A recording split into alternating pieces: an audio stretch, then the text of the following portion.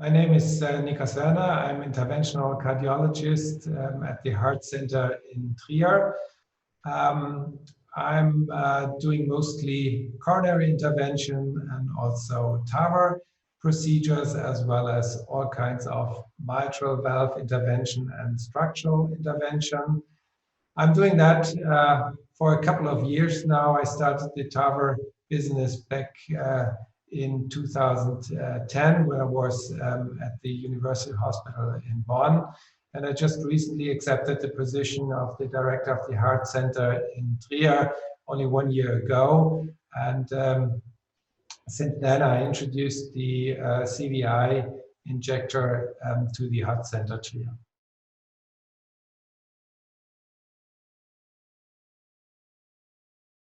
So I think the biggest challenge is in interventional cardiology is that the procedures become more and more complex because the patients also become more and more complex. We are now doing procedures in very, very sick patients, which we haven't done a couple of years ago. And this means that comorbidities increases. This means that the complexity of the procedure increases, the duration of the procedure increases. And this is, I think, a real challenge which we are facing nowadays. Patients show more, for example, more often severe renal insufficiency. And we are really forced to do procedures which are not only safe, but also during the procedure, but also the post-procedural stay at ICU, but also during the entire hospital stay.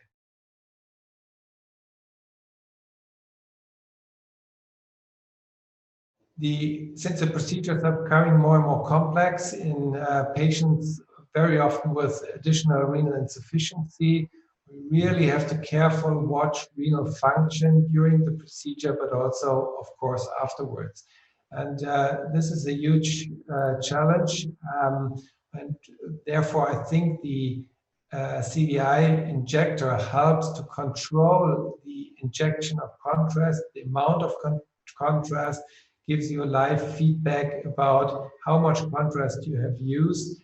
And at the end of the procedure, you know whether the patient will maybe run into trouble because you know the exact amount you have injected, the exact amount you have used during the procedure, and you can take all countermeasures and all procedures which are necessary to prevent, for example, acute kidney injury in these patients.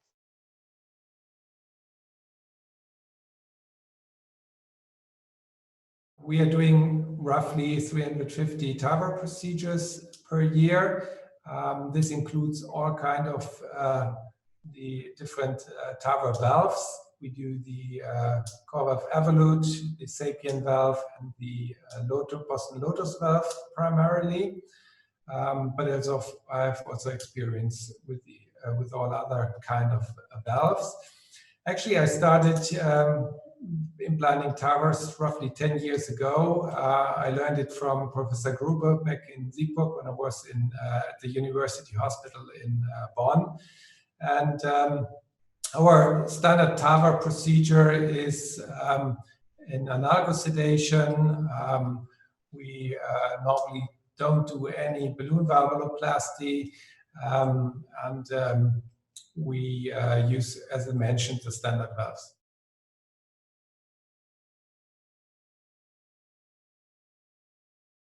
Actually, acute kidney injury is a major problem after coronary intervention, but especially in TAVR. For the TAVR population, we did back in when I was in the University Hospital in Bonn, we did a large study investigating the influence and the occurrence of acute kidney injury after TAVR procedures. And what we could see is that the amount of contrast, of course, but also phases of low blood pressure influence the occurrence of acute kidney injury. So as a consequence, we are nowadays completely, in most cases, omit this step of balloon valvuloplasty. We directly go to direct valve implantation. And the other important point is to reduce the amount of contrast dye during the procedure, which mainly influences the outcome and the occurrence of acute kidney injury. And there's a strong correlation between the occurrence of acute kidney injury and outcome of the patient. So therefore, we pay a lot of attention to prevent acute kidney injury in our patients.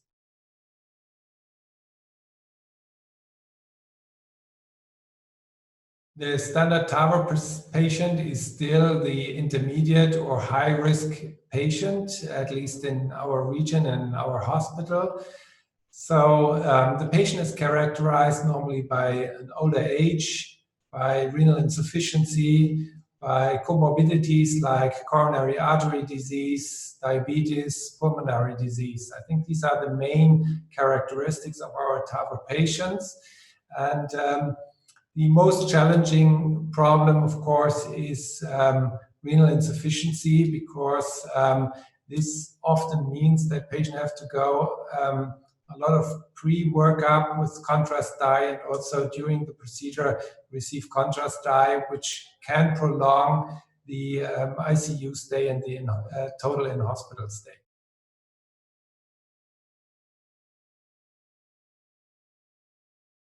Maybe I can describe a typical standard TAVR procedure in our hospital. So when we start, we do a short contrast dye injection into the iliofemoral axis to see where the optimal puncture site is, the optimal access site.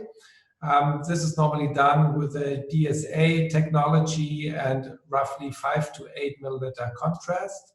The next step is the aortic root shot, which is done with 10 milliliter contrast.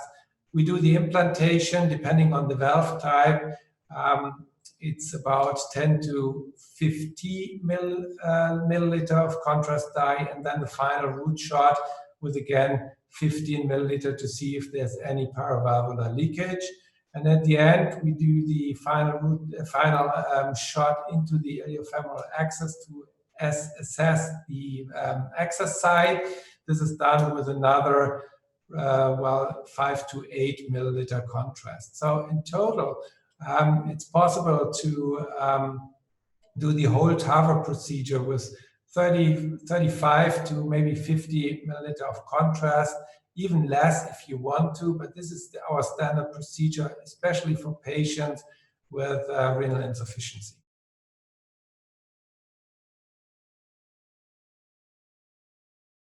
I think the main advantage in TAVR patients is that you can really exactly adapt the contrast amount to the specific patient. So if you have a patient with severe renal insufficiency, you can start with very low amounts of contrast. You have live feedback of how much contrast you have used for your patient, and you have it already in all situations directly available. So there's nothing you have to pay attention for, no bubbles or other things you have to pay attention for during the procedure. I think one additional advantage is the fast switch between injection modes. So you maybe need a low amount of contrast when you do the shot into the femorals. You need a higher amount of contrast when you do the root shot. And this can be very easily switched between the different modes and the different flows. This is also, I think, some interesting point where you can use it during coronary angiography, because you have you can adapt the amount and the flow to the different sizes of the coronaries. Say you have a very large right coronary or very large bypass, and then you can easily adapt the amount of contrast and the flow to your vessel, which allows you to really very individually dose the contrast to the individual situation.